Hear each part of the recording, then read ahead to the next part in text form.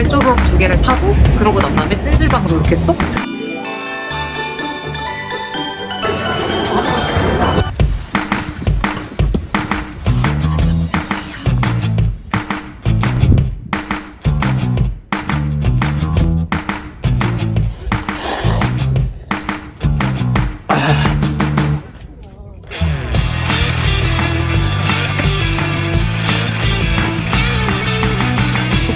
제가 이제 건너온 인왕산이 있고요. 하산하면 바로 한방랜드로 들어갈 수 있는데 짠!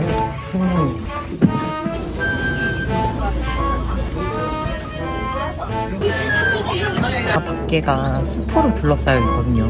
안에서 찜질도 하고 여유롭게 있다가 오늘은 전철을 타고 독립문역으로 왔어요.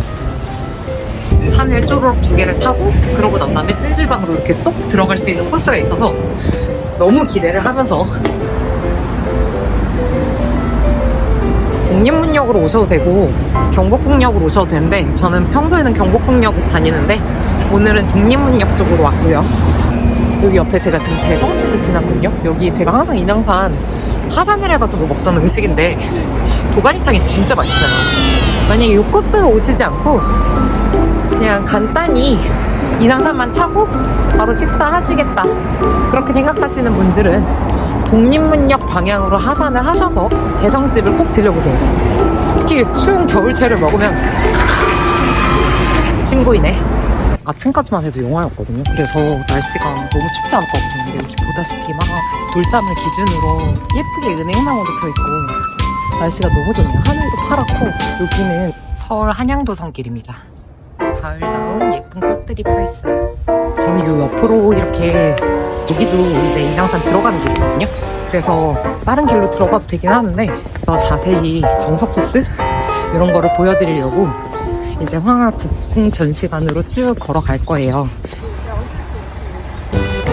근데 여기 길이 등산을 안 하시더라도 쭉 산책을 하시면서 데이트하시고 이러기에 되게 좋아요. 서울 도심에 있으면서도 서울 도심 같지 않은 그런 매력을 느낄 수 있는 곳이지 않을까 싶습니다. 엄청 빠르게 황하국궁 전시관에 도착했고 와 가을이 진짜 예쁘네요. 만약에 주차를 하실 분들은 여기 인왕산길 주차장을 이용하시면 됩니다.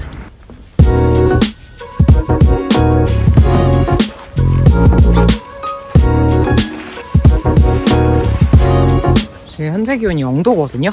제가 티셔츠 하나만 지금 입고는 산행을 하고 있는데 등산하기 전만 해도 와 어떻게 사람이 겨울에 영한데 티셔츠 하나만 입어? 라고 싶었는데 일상복에서는 저도 추위를 엄청 많이 타는 성향이라 옷을 되게 바득바득 껴입는 편이에요. 체질에 따라서 조금 다른 문제긴 한데 특히 땀이 많이 나시는 분들은 등산계에 굉장히 유명한 명언 속담 같은 게 덥기 전에 벗고 춥기 전에 입어라 라는 말이 있는데 본인 몸의 상태를 되게 일찍 파악을 하셔서 운동 에너지가 올라왔고 본인이 조금 이제 열이 날 것 같다 그럴 때 빨리빨리 옷을 벗어서 몸의 발열을 막아주는 게 되게 중요해요.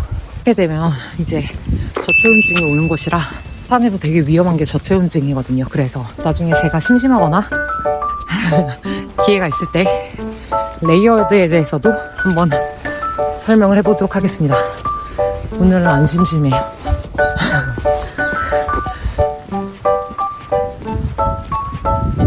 황하국궁 전시관입니다. 쪽으로도 산책로가 쭉 이어져 있어서 많은 분들이 산책을 하시는 곳이에요. 올라오시다가 이쪽 좌측에 화장실이 있어요. 여자 화장실은 항상 되게 깔끔하게 관리가 되더라고요. 배드민턴 관심 있으신 분들은 옆에 배드민턴장도 있기 때문에 원데이 클래스 같은 거를 받아봐도 재밌지 않을까 라는 생각을 인왕산에 올 때마다 30번을 해본 것 같아요. 길을 건너서 인왕산 호랑이 동산까지 왔고요. 경복궁역 기준으로 한 10분, 15분 정도만 올라오시면 돼요. 요 똥꼬발랄한 호랑이에 대해서 제가 할 말이 많은데 여기는 이제 청와대와 경복궁을 지키는 호랑이라고 되어 있지만 사실은 인왕산에 1890년도까지 호랑이가 살았어요. 근데 이 친구들이 기존세야. 그래서 툭툭하면 종묘, 창덕궁, 경복궁 막 내려간 거지. 막 미친듯이 치고 내려갔어. 그건 진짜 사람들이 힘들었어요, 호랑이 때문에. 그래서 한 번은 세조가 완전 킹을 받은 거야. 그래서 세조가 심지어 북악산으로 호랑이를 잡으러 3번이나 올라오고, 그리고 저기 양주 수락산이랑 고양시까지 호랑이를 박멸하겠다고 막 쫓아다녔다는 설화도 있는데, 호랑이 개체수가 얼마나 많았냐, 1890년도 정도에 이제 외국인이 와서 우리나라에 대해서 기록한 글에 의하면, 조선은 반년은 사람이 호랑이를 잡고 반년은 호랑이가 사람을 잡더라 라는 글을 기록해놓은 문서가 아직까지 남아있어요. 얘네가 그러면 지금은 다 어디 갔을까? 일제강점기 들어오면서 일본이 더 죽여야겠다 해가지고 박멸을 했어요. 그래서 인왕산에는 호랑이가 없고 경복궁과 청와대를 지키는 저 호랑이 한 마리, 저 친구만 남아있습니다. 전 인왕산 안내도가 나왔으니 요 계단을 따라서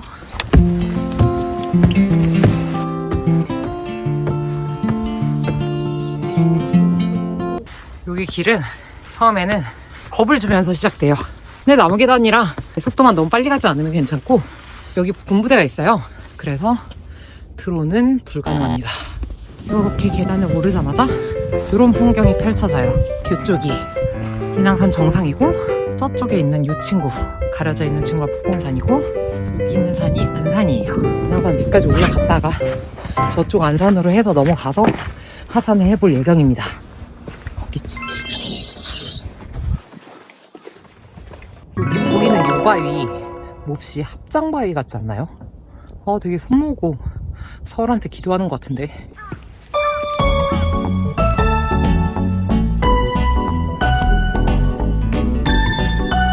이제 곧 있으면 원바위에 거의 도착하긴 하거든요. 저 위에 벌써 굉장히 떠건떠건한 기운이 느껴집니다. 월요일 12시인데 사람이 엄청 많네요. 오늘의 컨셉은 잠입산행입니다.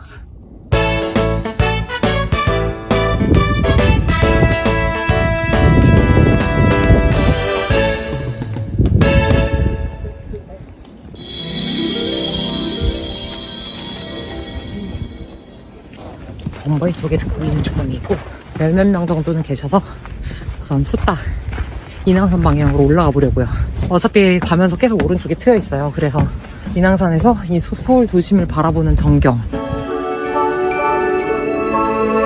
지금은 아무래도 인왕산은 너무 많이 와가지고 감흥이 많이 흡수됐을 수도 있어서, 제가 첫 번째 인왕을 올랐을 때 그 감흥을 한번 떠올려 보자면, 처음에 왔을 때 이쪽으로 지금 이렇게 성곽이 막 펼쳐지잖아요. 우선 서울 도심에 이런 성곽을 쭉 끼고 있는 산이 있다는 것도 엄청 놀라웠고, 처음에 왔을 때 석양으로 올라와서 일몰을 지고 야경을 보고 하산을 했었는데, 그때 보이던 일몰의 풍경과 되게 잔잔하게 어우러지는 한강의 흐름, 이런 것들이 엄청 좋았었던 것 같아요. 솔직히 유튜브 촬영할 때 이쪽은 올 생각이 전혀 없었는데, 사람의 연이 그렇듯 어떻게 다 얘기한 대로만 인생이 흘러가며 제가 기대한 대로만 풍경이 제 손에 쥐어지겠습니까? 그래도 재밌는 게 인생이 아닐까.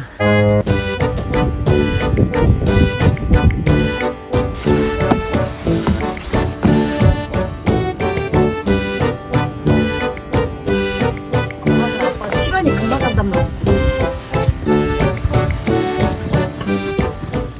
줄을 다 잡고 올라오셨을 때 뒤돌아서 이렇게 남산을 보고 이 오른쪽으로 보면 여기 바위가 있어요. 많은 분들이 이쪽을 지나치시는데, 저쪽에서 뒤에 남산을 배경으로 찍는 사진이 엄청 예쁘게 나오거든요.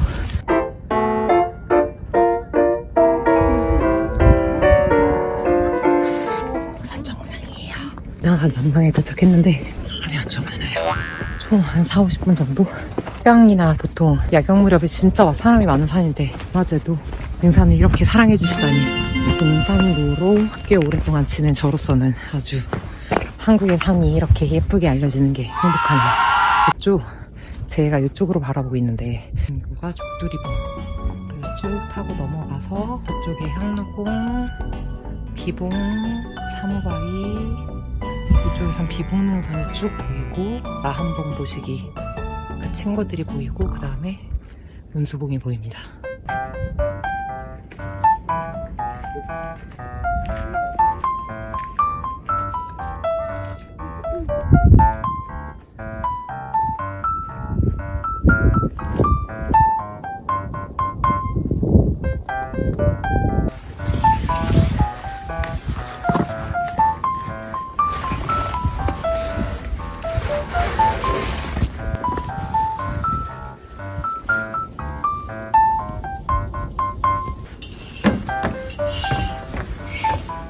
이 뒤에 보이는 뷰가 이런 뷰거든요, 인왕산은.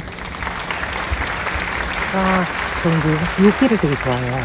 범바위 방향으로 내려가면 이쪽 요 뒤에 있는 뷰가 하산하면서 쭉 보이는 뷰인데, 인왕산에 이제 외국인분들도 워낙 많아지시고, 그래서 일부러 초심자니까 장착하고 요 산을 바라보려고 했는데, 가을의 색채를 입은 인왕산은 좀 더 예쁜 것 같고, 만약에 제가 외국에 여행을 갔는데 이 정도 난이도에 이런 풍경을 가진 산을 만났다 하면 전 짜릿할 것 같아요. 내려오다 보면은 이쪽에 좌측으로 빠지는 길이 있어요. 인왕천 약수터 이렇게 써 있는데, 여름에 저쪽으로 이제 등산 하산을 하기 되게 좋은 코스거든요. 쭉 올라오는 길에도 뒤쪽으로 계속 종로의 풍경이 다 보이고, 그리고 입산할 때 들머리에 계곡이 있어서 서울답지 않은 풍경을 즐길 수 있고, 저는 그게 엄청 매력적이라 올여름에도 다녀왔는데, 신비로운 서울 자연 생태계 이런 걸 볼 수 있는 코스이지 않을까. 어린이 친구들이 같이 가면 엄청 좋을 것 같아요. 라면을 먹겠어요. 사과도 가져오고. 우와, 이것도 라면이랑 같이 먹을 파김치. 제가 라면 먹을 때 약간 매콤한 애들을 엄청 좋아해서 생새라면으로 챙겨왔어요. 귤의 계절입니다, 여러분. 귤 많이 드세요. 산에서 라면 드실 때 꿀팁이, 라면 스프도 좀 덜 넣고 물도 덜 넣어야지 좋거든요. 산에서는 라면에 부은 물이 저의 책임이 되기 때문에. 라면이 되는 동안 설명을 해보자면, 왜 인왕산이 인왕산이냐. 어질 인자에 왕성할 왕자에 한자를 써요. 그래서 어진 임금이 왕성하게 이 나라를 지켜라, 약간 왕가를 수호하는 의미에서 인왕산이라는 이름을 붙였다고 해요. 그리고 저는 좀 충격을 받은 게, 제가 다른 도시에 가면 그 도시의 지명이 어원 같은 거 찾아보잖아요. 인왕산은 서울에 있어. 근데 난 서울에서 나고 자랐어. 근데 서울이 왜 서울인지 모르는 거예요. 막 찾아봤더니 서울은 순 한글이거든요. 서울이라는 뜻이 수도를 뜻하는 의미였대요. 신라에서 서라벌 하잖아요. 그 서라벌에서 점점 언어가 변천돼서 서울이 되었다고 하더라고요. 그래서 우리나라 모든 지명 중에서 유일하게 순 한글로 되어 있는 지명이다. 어쨌든 인왕산은 서울 서대문구와 종로구에 위치해 있습니다.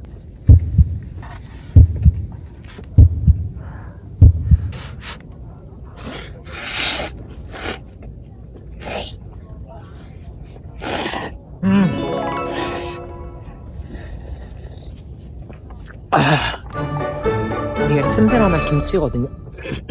맵찔이들한테는 난이도가 높은 류의 라면이긴 한데, 약간 매운 거 땡길 때는 이만한 라면이 없는 것 같아요. 와.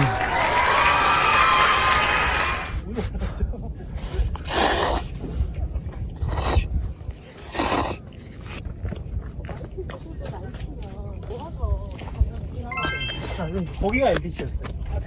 그래가지고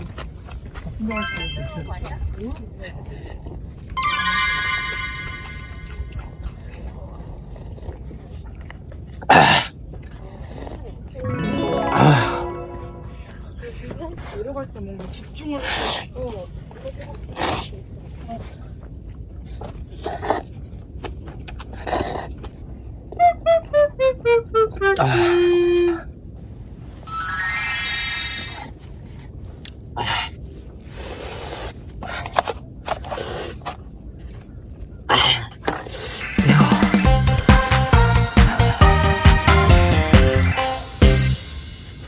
이제 슬 제주강 귤이 나오기 시작해가지고 귤이 맛들더라고요.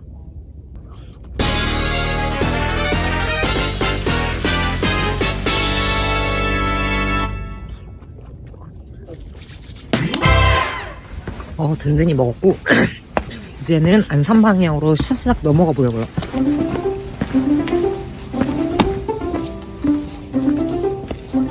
앉아서 추운 데서 먹었더니 날씨가 춥긴 춥나봐요. 추울 때는 이렇게 바로바로 동계복장으로 쫙쫙쫙쫙 옷을 입어주는 이런 레이어드가 엄청 중요하다. 동계 레이어링과 동계 산행 유의점 이런 것들을 한번 제가 영상으로 만들어 볼게요. 동계에서는 사실 온도보다도 저는 가장 많이 주안점을 두고 보는 게 바람이거든요. 바람이 초속 1m/s으로 불면 체감기온은 1도씩 떨어져요. 온도는 되게 식별하기가 쉬운데 바람 같은 경우에는 대비를 보통 많이 안 하시다 보니까 그걸 놓쳐가지고 동계산행에서 저체온증 오시는 분들도 많고 해서 그 부분을 어느 날 심심한 날 정리를 해보겠습니다. 이렇게 내려오면 이 옆쪽으로 해가지고 빠지는 길이 있어요. 이쪽으로. 그래서 이쪽으로 빠지면 약수터가 있거든요. 이쪽 무학동 방향으로 가지 마시고 다시 올라가야 돼요. 무학동 방향으로 가면 여전히 하산하는 코스가 되기 때문에 이제 안산으로 이어지는 코스는 아니에요. 이쪽으로 다시 조금만 올라오시면 몇 걸음 안 올라와요. 대략 10m 정도 가면 선바위 약수터 150m, 인왕산 정상 650m 요런 이제 이정목이 나오게 되고 선바위 약수터 방향으로 다음부터는 길을 따라 가시면 돼요. 기억이 맞다면 여기 선바위 방향으로 이제 내려가시면 돼요. 여기서 길이 한번 올라갔었나? 여기 삼거리거든요. 이렇게 내려갔던 것 같은데 한번 올라가 볼게요. 올라가는 길이 맞다고 지나가시는 선생님께서 알려주셔서 굉장히 편안한 데크길을 따라서 쭉 가거든요. 여기 기도를 드리시는 분들이 많은가 봐요. 인왕산 전기가 좋아서 그런지 전기 좋은 산들은 이런 게 있더라고요. 예전에 월출산을 탈 때도 치마 입고 기도하러 오시고 막 이러더니 선생님 일로 가야 돼요? 골로 가야 돼요? 그쪽이요? 감사합니다. 또 삼거리가 이렇게 나오는데 데크길 끝에 삼거리에서 위쪽으로 올라가시라. 그렇게 되면 여기 등산로 길이 아니라는 표시가 엄청 많이 나와요. 그래서 등산로 길 아닌 노웨이 영어로도 써있고 이쪽에 기도 드리시는 분들이 많은데 또 약간 헷갈리는 상거리가 나오는데 그제서야 두 번째 기도터를 지나고 아래로 내려가시면 됩니다. 등산에 익숙하지 않으신 분들은 비추한다. 명확하게 등로가 딱 하나로 이어지는 게 아니라 여러 갈래로 갈려서 초행이신 분들은 조금 헷갈리실 수도 있어요. 저도 서부 오산 종주를 할 때 헷갈려가지고 여기서는 헤맸던 기억이 있네요.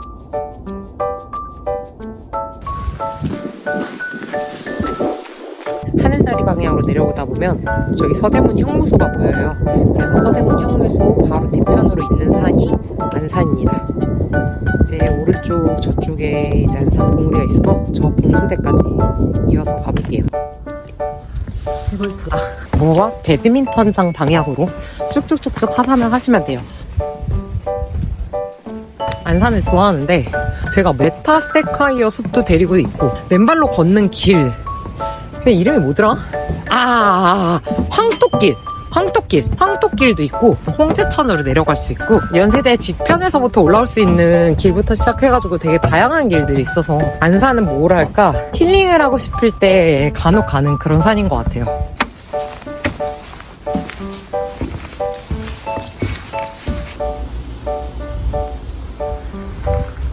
이 친구가 무학제 하늘다리예요. 안산이랑 인왕산을 연결해주는 친구인데 요 뒤쪽이 안산이고 요 옆쪽은 서대문 형무소랑 이제 서울 도심지로 가는 길인데 이쪽 길이 엄청 건너오면 바로 이제 안산으로 올라가는 길이 이어져요. 이쪽으로 내려가면 이제 독립문역이랑 무학지역으로 내려갈 수 있고 바로 안산 자락길로 해서 올라가 봅니다. 저 뒤에 어머님들이 지나가시는데 다들 오늘 이제 영화라고 다들 짱짱하게 패딩을 입고 오셨네요. 겨울 산행을 하실 산행에 굉장히 익숙하지 않으신 분들 패딩을 입어야 되지 않을까? 그렇게 생각하실 수 있을 것 같아요. 다운이 땀을 흡수를 하게 되면 그냥 무거워져요. 걔가 마른데 시간이 되게 오래 걸리거든요. 그래서 막 걸을 때는 아무리 날씨가 추워도 땀이 날 때가 제법 있단 말이에요. 간단히만 말씀을 드리자면 패딩은 안 된다. 패딩은 절대 안 된다. 패딩은 나중에 능선 위로 올라가서 바람이 너무 많이 부는 지역에서 운행을 거의 하지 않고 이제 뭔가 먹거나 아니면 그냥 되게 편안한 운행만 할 때 그럴 때 정도만 패딩을 입는 거지, 패딩을 입으면 오히려 저체온증이 발생할 수 있습니다. 그래서 이건 꼭 다음에 설명을 하겠다. 굳이 지금 당장 궁금하시면 간단히만 설명을 드리면, 각 브랜드마다 솜잠바라고 나오는 친구들이 있어요. 그래서 그 친구들은 소재 자체가 빨리 마르는 친구들이거든요. 솜잠바 친구들을 브랜드에 가서 물어보시라. 요즘 제품들은 웬만하면 좋은 편이에요. 제가 솜잠바를 다양하게 입어봤는데 너무 두꺼운 솜잠바가 아닌 이상. 그래서 레이어드는 나중에 별도로 설명을 드리겠다. 안산이 좀 특이한 게 이놈의 안산 자락길, 이 친구를 계속 따라서 오다 보면은 어디선가 안산 정상 봉수대 표지를 만날 수 있어요. 안산 자락길 표지를 따라서 쭉 오시면 정상 가는 길을 만나실 수 있습니다. 전반적 난이도가 평이한 편이에요. 등산 후에 남자친구랑 여자친구랑 데이트를 할 수 있다. 왜냐면 하산하고 찜질방에서 뽀송뽀송하게 샤워를 할 수 있기 때문에. 제가 이쪽에서 올라왔고 안산 정상 봉수대까지 500m. 봉수대를 예전에 서보고선 종주하고 막 이럴 때 가봤는데 출사 오시는 분들이 되게 많으시더라고요. 한강뷰의 일몰이라든지 아니면 야경을 찍기가 엄청 좋고 유명한 산이구나. 사실 최단으로 오게 되면 1km 정도면 충분히 정상에 도달할 수 있고, 걸음이 빠르신 분들은 한 30분? 뭐 천천히 걸으시더라도 1시간 안에 안산 정상에 그렇게 도달할 수 있기 때문에. 그리고 여기가 아기자기하게 암릉들이 있어요. 그래서 저는 그런 것들을 보면서 다니는 것도 재밌더라고요. 이것이 봉수대예요. 이제 거의 다 왔어요. 이 계단이 원래 돌로 밟고 올라가야 되는 길인데 이렇게 작업을 해주셔가지고 오, 신기해. 계단이 예쁘게 생겼네요. 이 계단 옆에도 이렇게 펜스가 있었던 곳인데, 그럴 거면 가로등도 달아 주실 때. 봉수대.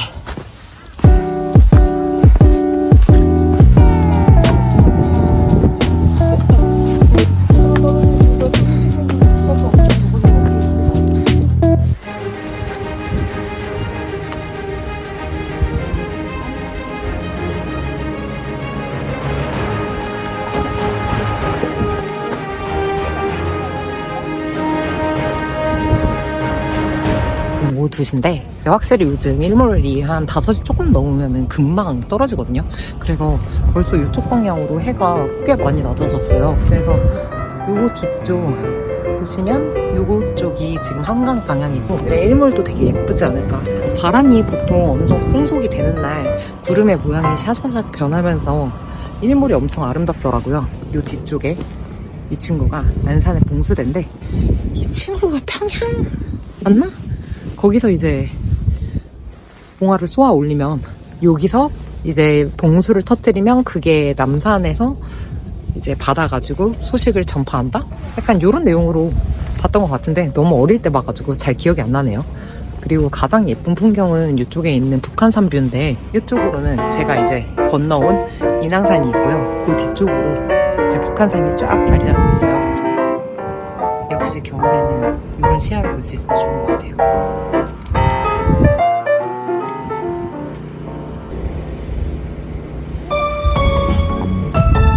여기에 많이들 지나가시는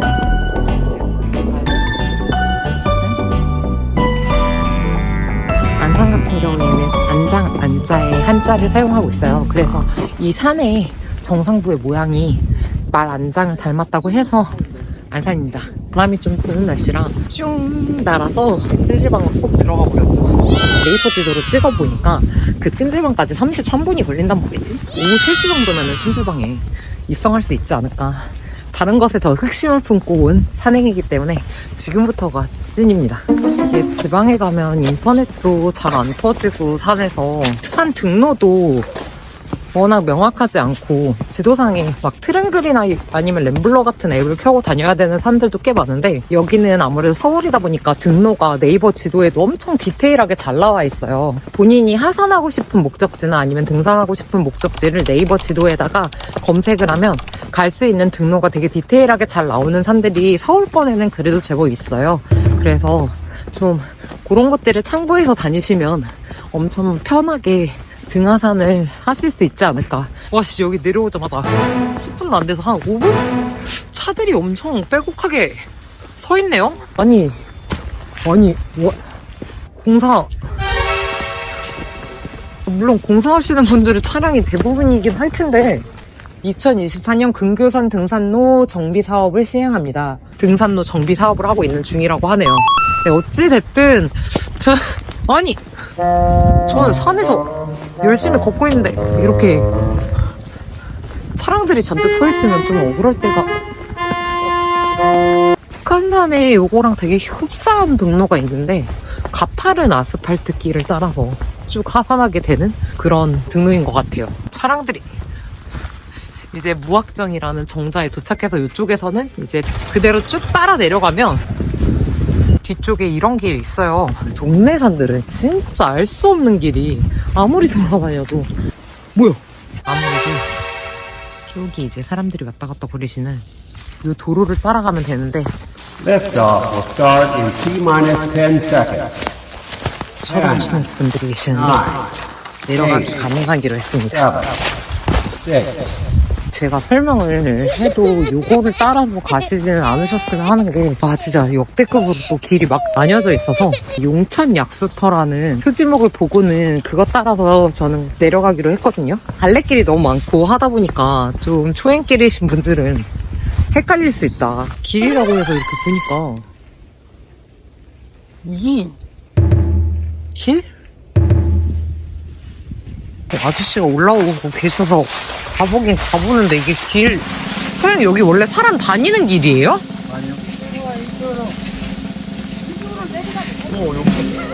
그 소랑을 내려가면 이제 옆으로 가는 길이 있어. 요 옆으로 가는 길이 있어요? 네. 네이버 지도가 또 그렇게 알려줘가지고. 여기로 가면 있어. 근데 저 안 가려고 했는데 사장님이 올라오고 계셔가지고. 여기 난 조금 질러 온다고 했던 거예요, 여기가. 어쨌든. 넓은 길로 가면 일로 가면 이렇게 나와요. 그렇구나. 네. 지도는 이렇게 알려줘서. 그럼 이렇게 또랑 따라 저도 갈게요. 감사합니다. 이게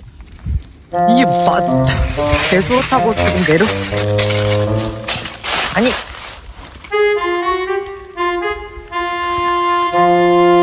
뱀 나올 것 같은데. 홍보 한번 해드리고 갈게요. 여기는 신촌동 배드민턴 클럽입니다. 여기의 장점은 아주 이렇게 정갈이 정리되어 있는 것을 보아 이제 배드민턴 동호회 분들이 깔끔하시다. 낙엽이 떨어지지 않은 것으로 보아 관장님이 100% 엄하시다. 여기 산 위쪽에다가 어쨌든 배드민턴 동호회 클럽을 만든 것 자체가 관장님이 엄청 빡세신 성격이니까.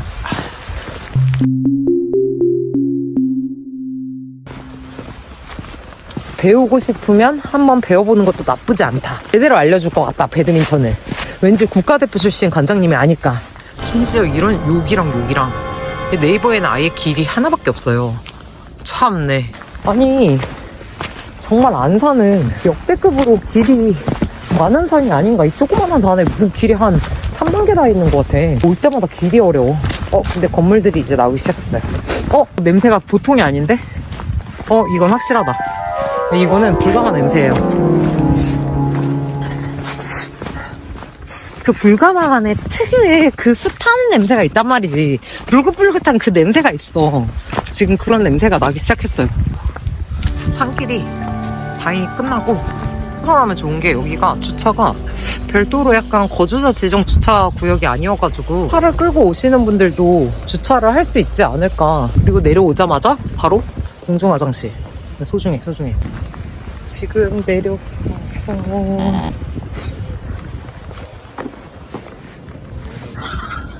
여기 주차장이.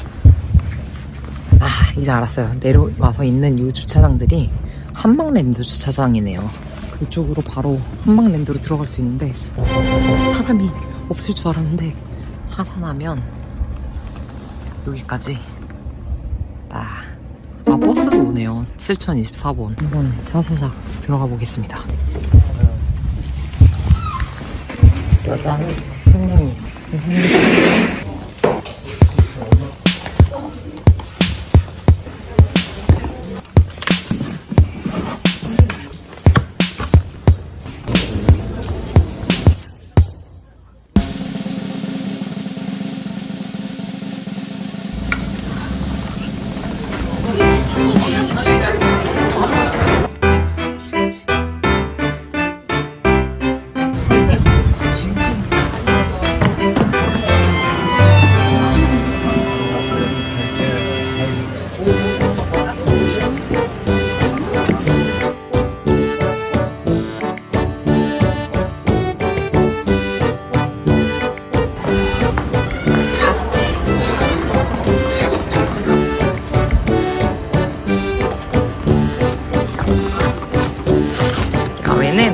생겼어요.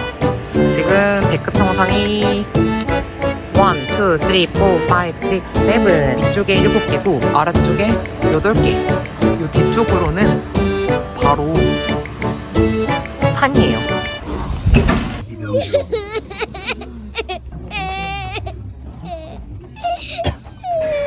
죄송해요. 찜질방 영상 망. 이게 바로 산이니까 막 올라가 보고 싶은 욕심이 생기는데 이거 타고 올라가면 올라갈 것 같은데 사실 올라가도 제가 내려온 안 산. 산에서만 제가 촬영을 해서 이렇게 사람 많은 데서 카메라를 사실 처음 켜거든요. 진짜 당황했어. 안에 적어도 한 3, 400분은 계시는 것 같고.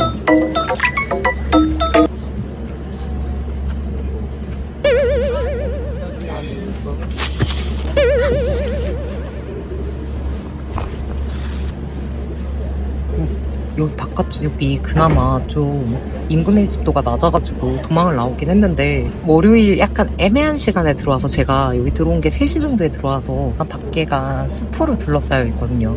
안에서 찜질도 하고 여유롭게 있다가 가면 되지 않을까라고 생각을 했는데 뭐랄까 혼자 등산하시는 분들한테는 비추, 친구분들이나 아니면 연인이랑 가족이랑 등산을 하시는 분들은 아무래도 접근성 면이나 여러 면에서 좋기도 하고 추억을 쌓을 수도 있어서 그래서 그런 경우는 추천을 할 것 같아요. 오늘은 등산이어가지고 책을 안 읽지 않을까 하고는 걱정하시는 분들이 있으실 것 같은데 그럼에도 불구하고 제 유튜브 영상 중에서 책 읽는 부분을 가장 좋아하시는 분들이 많기 때문에 책은 가지고 왔고요. 오늘의 책은 지난주 영상 드름산 영상에서 업로드했던 삼계탕이랑 연관이 있어요. 삼계탕을 먹고 집에 가면서 곰곰이 생각을 해보니까 삼계탕 관련된 글을 내가 어디선가 봤던 것 같은데 하면서 집에 있는 책장을 온통 다 뒤졌거든요.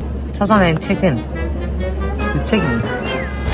요시모토 바나나의 도토리 자매라는 책이고요. 제가 아마 이 책을 구입했던 거는 20대 초반이 아닐까라는 생각을 하는데 20대 완전 극초반에 요시모토 바나나를 좋아했어요. 나이 먹고 읽는 요시모토 바나나는 느낌이 좀 다르려나? 이러면서 어제 한번 읽어봤는데 굉장히 다른 감상에 많이 와닿는 부분이 많더라고요. 그래서 이 책에 삼계탕 부분을 제가 읽어드릴게요. 이 도토리 자매는 기본적으로 설명을 드리자면 자매인데 온라인상에서 말할 수 없는 비밀 이런 것들을 이메일로 받아가지고 그 고민 상담 같은 거나 이런 것들을 이메일로 다시 답변을 주는 그런 사업을 하고 있는 자매예요. 그래서 그 자매들에 대한 이야기고 그날 밤 나는 삼계탕을 만들려고 마음먹고 있었다. 꿈속에서 삼계탕을 먹었기 때문이다. 눈을 떴을 때 검고 아름다운 모양의 그릇에서 뽀얀 국물이 보글보글 끓고 있는 이미지를 또렷하게 기억하고 있었다. 집에는 그 독특한 그릇이 없고 닭 한 마리를 통째로는 잘 팔지도 않는 데다 손질하기도 귀찮으니까 토막낸 닭고기와 함께 여러 부위를 듬뿍 싸고 찹쌀과 구기자와 마늘과 생강과 대추를 샀다. 슈퍼 안으로 들어서면 그곳은 휘황하게 밝고 앞치마 차림의 사람들은 바지런히 일하고 다들 호의적이라서 이 세상에 나쁜 일 같은 건 하나도 없는 것만 같다. 늦은 시간인데 아이를 데리고 나온 엄마도 있었다. 그 평화로운 대화를 듣고 있다 보니 내 마음도 점차 차분해졌다. 베이블레이드 진짜 잘 돌리는 애가 있는데 다른 애들 다 이겼다? 어머 그러니? 대단하네. 엄마 어린 시절엔 베이 팽이라고 했는데 그래서 베이가 붙은 건가? 블레이드에? 잎새버섯하고 느타리버섯 중에 어느 거 넣을까? 전골에. 난 잎새버섯 싫어. 느타리버섯이 그나마 나아. 먹는 거에 그나마 나는 말을 쓰면 못 쓰지. 아이들의 어린 시절은 아주 잠깐인데 어느 가정에서나 비슷한 대화가 오간다. 부모 자식 사이의 대화는 조금도 달라지지 않는다. 마치 남자와 여자가 침대 속에서 나누는 대화 같군. 생각하다 퍼뜩 깨달았다. 모두들 부모가 그리운 것이다. 그래서 연애에도 그 그리운 마음을 끌어들인다. 할아버지 할머니가 되어서도 로맨스를 추구하는 것은 나이가 들어가면서 부모가 그리운 마음도 더 절실해지기 때문이다. 그러니까 인류는 정말 어른스럽고 쿨한 사랑 따위는 절대 할 수 없다. 듣다 보니 갑자기 외롭고 아빠와 엄마가 그리워졌다. 우리 부모와 내가 이 엄마와 아들처럼 귀여운 대화를 나눴던 적이 언제인지 기억하지도 못할 만큼 한없이 멀게 느껴지지만 그래도 있었던 것만은 분명하다. 그렇게 생각하면서 나는 나의 외로움을 살며시 껴안는다. 원 적외선처럼 빨갛고 환한 빛이 안쪽까지 따끈하게 스며들어왔다. 그래, 이 세상이 성에 대한 비유만으로 이루어진 건 아니지. 부모가 자식을 아끼는 마음도 있잖아. 물론 그 마음도 깊이 파고들면 성의 문제가 될지 모르지만 어쨌거나 언니는 정말 단순하다니까. 그렇게 투덜거리면서 계산대로 향했다. 커다란 유리창에 내 모습이 비쳤다. 홀이 말이 아니네. 머리카락도 좀 푸석푸석하고 얼굴색도 유난히 창백하고. 지난 반년 정도 이 슈퍼와 DVD 대여점과 책방과 스타벅스 말고는 간 곳이 없다. 조금만 더 이렇게 지내다 예쁘게 단장하고서 외출도 하자. 왠지 바다도 보고 싶고. 더 이상 그런 걸 안 하면 정작 나가고 싶을 때 나갈 수 없을 것 같기도 하고 말이지. 그런 생각을 하고 있을 때가 가장 평화롭고 행복해서 눈물이 나온다. 하지만 그렇게 말만 해서는 소용없다. 새 페이지를 열어야 한다. 봄이 오면 그때를 꿈꾸기로 하자. 여기서 가장 제가 좋아하는 문장은 그러니까 인류는 정말 어른스럽고 쿨한 사랑 따위는 절대 할 수 없다 라는 문장인데, 어른스럽고 쿨한 생각을 제법 많이 하게 되었던 것 같아요. 나이가 서서히 저를 잠식하게 되면서. 근데 그런 거 있잖아요.